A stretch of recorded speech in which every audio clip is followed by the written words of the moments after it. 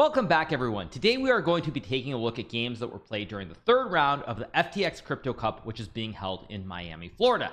Now, once again, we are going to be focusing on the match being played by the American prodigy Hans Niemann, also known as the new bad boy of chess and the one who lets his chess speak for itself. Now, before we jump to the games that Hans played today, I do want to stress that when you're very young, you tend to have a lot of ego. You tend to be very confident and cocky at times. I myself know this from personal experience. That being said, however, sometimes you have to be careful with your words and not dig yourself too much of a hole, especially when the results don't match up with the confidence, because then you become the joke and the meme of the town. Anyway, let's jump right into the game. So we're going to take a look at the fourth round game that was played between the Indian prodigy Praggnanandhaa, very famous for his victory over Magnus Carlsen in one of the previous Meltwater events. Now, this match was very choppy, very back and forth. In the first game, Hans Niemann would win with the white pieces. Second game, he would lose with the black pieces. Third game would be a draw. And we're going to take a look at the fourth game with the match tied at 1.5. Praggnanandhaa playing with white once again. So the game starts with the move d4. We get knight to f6 played here by Hans, c4, e6, knight c3, and now he plays d5, essaying the queen's gambit declined. Praggnanandhaa plays c takes d5. We get e takes d5. This is known as the exchange queen's gambit declined. Bishop to g5, c6 is played, e3, and now Hans plays this move bishop f5. Now this line is kind of popular at the GM level. Generally for amateurs and club players, they'll play moves like either knight bd7, for example, or something like bishop e7 followed by castles. Hans, however, plays the grandmaster line with bishop f5. Queen to f3 is played by white. Bishop g6 is played. White captures on f6, black captures back, white trades the queens, and we reach this critical position where we're in a queenless middle game. Now, this is something that Vladimir Kramnik played. No surprise, considering that he has played the Berlin defense against e4. It's a situation where black is a slightly inferior pawn structure due to the double pawns on f7 and f6. That being said, black has the bishop pair, and it's very hard for white to take advantage of this because the pawn on f6 is not really a weakness, and you have the bishop pair here, as well as potential ideas on the queen's side. Now here Praggnanandhaa plays knight f3. It's worth noting that in the second game earlier in the match, Praggnanandhaa had this exact same line, and he chose to play this move h4, threatening h5. Hans played h5. We had knight h3, bishop to d6 was played here, g3, knight d7 trying to develop. White goes king d2, king e7 played here. We get rook to e1, f5, and now white plays knight to f4, knight f6, f3 to stop this knight jump to either e4 or g4 here. And after bishop h7, king e2, Praggnanandhaa could claim a slight advantage in this game, which he would go on to win. This was from the second game of the match when he was down 1-0. So in this fourth game, Hans decides to play the same opening, and Praggnanandhaa plays a different variation with this idea of knight f3 to h4. Now, another point that I would stress in terms of this event and Hans's play is that Hans is very young. He's studying a lot every single day, trying to play many different openings and have a lot of variety. But when you start playing against players who are in the upper echelons, players who do a lot of preparation all the time and are not going to be surprised by an opening that you've never played before, you have to be very careful, because sometimes when you try to mix it up, if your opponent is ready, they understand the position a little bit better, and if you don't really know exactly what you're doing, you can get into a lot of trouble, because the surprise of playing a new opening is not as effective. So after knight to f3, Hans plays knight d7. Now we get this move knight to h4, knight to b6 played by Hans, and this move f4. Now this is a very straightforward approach by Praggnanandhaa here. The idea is quite simple. Let's say black plays a move like bishop e7, you go f5 here, knight guards the pawn. And after bishop h5, you can play this move h3, and spaghetti-o, your bishop is getting trapped here by g4. Now the best try would be bishop d6, but after king f2 preventing bishop g3, you're simply going to lose this bishop. If you go rook g8, I go pawn to g4, and now if you go back, you lose your bishop, and if you take, I'm simply up a bishop for 2 pawns, and this should be winning for white. So black has to play this move f5, preventing white from pushing the pawn, and now you go bishop d3. It's also worth noting that another big issue with the structure potentially is that you have this bishop on g6, and even after f5 here, if you don't have this idea with f6 and bishop f7, you can end up with a big pawn on g6 in such a situation. So you have to be very careful how you play it. So Hans plays f5, bishop d3 played by Praggnanandhaa to attack the pawn on f5 with both the bishop and the knight. Knight to c4 is played by Hans, and now Praggnanandhaa has to take on c4. Ideally, you don't want to take on c4. You'd love to go like king f2, but the problem is in this position, you have 2 pawns under attack, and so therefore, even if you trade off the b2 pawn for the f5 pawn, Black is probably doing quite well after a move like bishop b4. You can put the knight back on c4, and due to the pawn structure on the queen side, black has a slight advantage here. So Praggnanandhaa takes on c4. We get pawn takes c4, and already we have a very unusual position because now black has 2 stacks of double pawns on c6 and c4 and f7 and f5. Additionally, it looks like the bishop on g6 is very bad. That being said, black has all the breaks in the center. First of all, white has a backwards pawn on e3 that's very weak here, so potentially if I just make some random moves just to illustrate the point, black can play rook e8 and put pressure on this e3 pawn since you can't push it forward, and there are no pawns to guard it from either d2 or f2. So white has this backwards pawn on e3. Additionally, black here can also break the center open with moves like c5 or even b5 and b4. Say black goes c5 to illustrate another point. If white plays d5, there's bishop g7, and now you have problems on the diagonal. I can also castle and target the pawn on d5 as well with something like this, and white is in quite a bit of trouble here. So even though black has 2 stacks of double pawns, black has the break in the center with c5, and the pawn on e3 is potentially weak. Additionally, the knight on h4 is not super well placed here. I mean, you're technically targeting the pawn or the bishop, but realistically there's nothing that's free here, so you'll either have to trade or just go back, and so the bishop on g6 is somewhat offset by the knight on h4. So after d takes c4, Praggnanandhaa plays king f2, developing the king, guarding the pawn, and now you can bring the rooks to the center of the board. So we get castles by Hans, a4 played to stop the queenside expansion with b5 here, and now we get bishop e7, knight to f3. Of course, white does not want to trade on g6, because after you trade, I'm actually not sure what the best way to capture is. Black can capture with the f pawn, connect the pawns once again, but even h takes g6 also looks quite good for black, and white is probably not better here. So knight f3 is played as expected. White wants to keep the knights on the board. The bishop on g6 looks so bad with the pawns on f5, f7, and h7, and now we get f6 being played. Knight to h4 once again, trying to put pressure on this pawn, preventing black from remaneuvering this bishop on the other diagonal. Again, when you look at this initially, you feel like the bishop on g6 is very bad, but this idea with f6 to reroute the bishop brings the bishop back into the game. So knight h4 here keeps the bishop on g6, guarding the pawn. Hans goes bishop to b4. We get rook hc1, and now rook h e8, developing the rooks to the center of the board on d8 and e8, from whence they can target both the pawns on e3 and d4. Now here we have a very critical moment in the game. So Praggnanandhaa plays this move knight to d1. Now in retrospect, he actually should have played the unusual looking move knight takes bishop, pawn takes, and then knight d1. Because if he does it in this order, now the pawn on c4 can't really be defended. If you play b5 here, for example, I can trade, and I can probably capture on a7, but I think even pawn to b3 is also good. Both of these ideas give white a clear advantage. That being said, I suspect during the game Praggnanandhaa might have been a little bit afraid of g5, because if you take here, black can now take, and after rook c4 with a move like bishop d6, h3, f4, your pawns in the center become quite weak here potentially, and computer still prefers white, but this extra pawn is going to be a very weak pawn on d4, because eventually, let's just play b3 for example to illustrate the point, you end up with some position like this where there's bishop c7 b6, bishop e7 f6, and there's also an idea like rook f8 check, so it's very tricky for white to play here. So after g5 here, for example, computer says you can very simply take bishop d6 and play g3, keeping the chain intact, and white is maybe better. Computer thinks that after rook e7, black is close to equal, but it's still probably preferable to have white. That being said, Pragg plays knight d1, which is a mistake, because now black can play bishop f7, guarding the pawn on c4, but you might think, wait, but now white's up a pawn after knight takes f5, which is played in the game. However, black can now go c5, and the game gets very spicy here, because when you look at the development of the pieces, white has an active knight on f5, but everything else isn't really all that well placed. The rook on a1, it's not an open file because the pawn on a4 is in the way. The rook on c1 isn't really targeting the c4 pawn because the bishop guards it.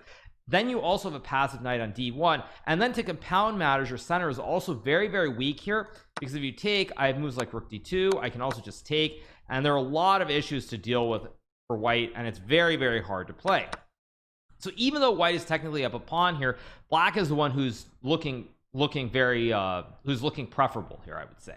So you get knight to h6 being played by Praggnanandhaa. Hans goes bishop e6, and now you also have a knight on the rim that's looking very dim, as the saying goes. Pragg plays f5, only move of course, because now let's say you play Let me just make a random move like h4. I can even take and play a very tricky move, bishop to f8 here, and now your knight is kind of trapped here. You could still play f5 potentially, but after takes, your rook on c1 will fall, and with it, black should win the game. So after bishop e6, f5 is played, only logical move, trying to bring the knight back. Additionally, you fix this weakness on f6 here. So now after, say, bishop d5, you could potentially play a move like knight g4, and the pawn can no longer move forward because white has the pawn on f5, so it's a target. So after bishop d5, we get knight to c3 being played here by Pragg, bishop to c6 played by Hans. Of course, he wants to keep the double op combo on the board with the bishop on b4 and c6, and again, white has a lot of problems to deal with in the center here, because if you take, there's rook d2, and just like that, the game is over almost immediately. And if you don't take, black is threatening just to capture and win back the pawn which he has sacrificed. So after bishop c6, we get rook to d1, pawn takes pawn, pawn takes pawn. Now Hans plays bishop a5, an excellent move here, retreating the bishop from b4 and I'm planning to go bishop b6, lining up the bishop on the diagonal towards the pawn on d4, and both of these bishops on b6 and c6 are going to be very powerful here, and it's very tricky for white to play. So Pragg plays rook d2, we get bishop to b6, rook a d1, trying to guard the extra pawn on d4, and here we have a very inexplicable mistake by Hans. Now in this position, it feels like black is doing very well. You've got the bishops lined up perfectly, the rooks are on the best two squares here on d8 and e8 on both the open e file and the semi-open d file. Here, however, the computer says that after rook d7 followed by rook to d8, black should be completely fine here. Let's just say I play a move like knight g4, for example, rook d8 here targeting the pawn, and maybe you can go king e3, maybe, but computer actually says that after rook g8 black is winning. But even something simple like rook e8, king f2, rook d8 would be enough to secure the draw at least. So Hans plays this move bishop to e4 here, and in this position we get a very surprising mistake from Praggnanandhaa. Now Praggnanandhaa, very young player, very sharp tactically. He misses something that's really neat here with this move knight to f7, and the reason is that after black plays rook to d7, keeping the rook on the board, white can now go rook to e2 here, targeting the bishop on e4. You cannot retreat to c6 because now the rook is in the way and white simply captures on e8. And if you play this move bishop to d4 here, for example, white can now go rook takes bishop, rook takes rook, and now knight takes e4, and these knights are very powerful. If black plays rook takes e4, you can simply trade down, and then you have knight d6 with the fork, which would win the game for white. So it's very surprising that Praggnanandhaa misses this. I'm not really sure what exactly he missed during the game. Again, I think the players were getting low on time. As I said in earlier recaps, you can't be too critical of the players because, again, if you don't realize it's there immediately, it's very hard to stop and think for 30 seconds to a minute when you're well past the opening stage of the game.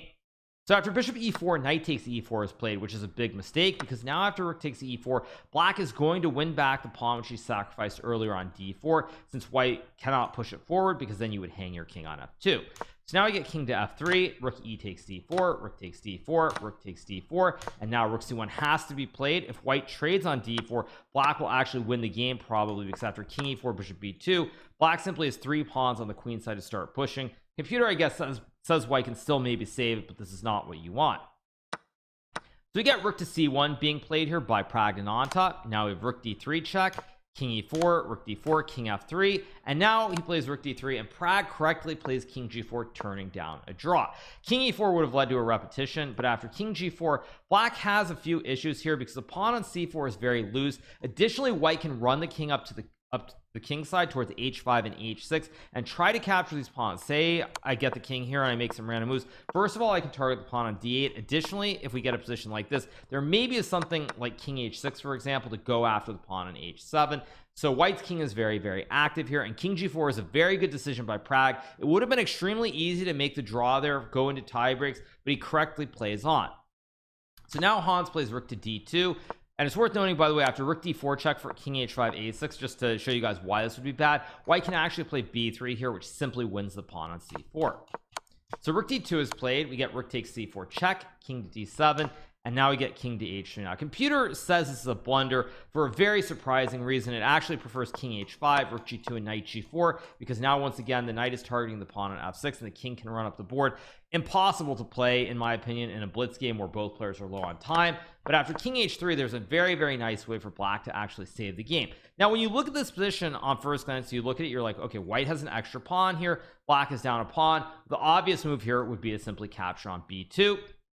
But in this position, the computer says that you can play this amazing move rook d4, offering an trade of rooks. Now why would you want to trade the rooks? You're down a pawn. However, in this position, if rooks are traded, the pawn on b2 is weak, and after b3 black can go king d6, and even though white has these 3 pawns on the king side versus the 2, you cannot create a passed pawn before black infiltrates with the king via c5, b4, and b3, and white would actually have to be very careful here to not lose the game. And of course, if white moves the rook away, say c3 after rook a4, black is completely fine. So after king h3, rook takes b2 is played by Hans, and now we get knight to g8, a very tricky move targeting the pawn. You cannot move the king over to guard, so you have to either go bishop d8 or king d6. Now the problem with bishop d8 is here white can go rook h4 and capture. Now the computer again says that you can play something like a5 takes and king, I guess king e8 is the best move, kind of hard to understand. And after something like g4 here, you can go b5 takes, and even though white has rook a7 and white remains up a pawn here, computer says that black should be able to draw the game because of this passed a pawn. Don't ask me why it thinks that, but it does think that. Again, as I look at it on first glance, very, very unusual way to defend this position, and I don't think I would play this myself if I had the black pieces. So Hans plays king to d6, and now Pragg finds rook e4, which is objectively the winning move. What Hans probably thought would happen is knight takes f6, but now after king e5, knight takes h7, king f5, while white is up a pawn, your knight is kind of on a weird square here on h7. The only square available is f8, and black is a much more active king. The rook on b2 is very well placed as well, and black should draw this without too much difficulty. Pragg, however, finds the all-star move rook to e4, which is brilliant for a couple of reasons. First of all, it cuts the king off. King cannot get to the e file. Secondly, black cannot really save the pawn on f6 now. If you were to play something like bishop d8, for example, I don't know if takes is correct first or rook e6. Either way, after rook e6, king d7, takes. White is up a pawn here, but more importantly, you have a 3-on-1 majority on the king side, and the h pawn is going to fall very, very soon. Say you go king e7, rook h6, white will win the pawn with the 3 connecteds. This should be pretty routine. So after rook e4, Hans plays rook to f2 here. We have pawn to g4 played by Pragg, again just supporting the structure here, and black is going to lose this f6 pawn no matter what. And to add injury to insult, you also can't really create a passed pawn because the bishop is in the way of the pawn on b7. So now we get king c5, king to g3 played. Important move, by the way. I think knight f6 is still probably winning, but black does have bishop c7 here to put pressure on the h2 pawn, and it is tricky once again.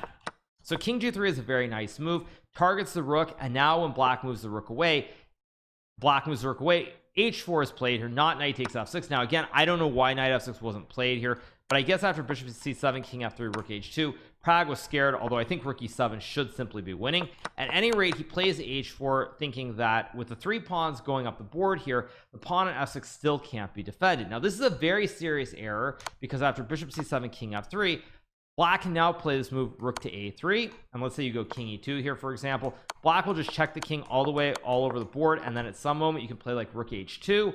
And now with the king so far away, even though white is up a pawn, it's going to be very, very hard to use this f pawn effectively to win the game.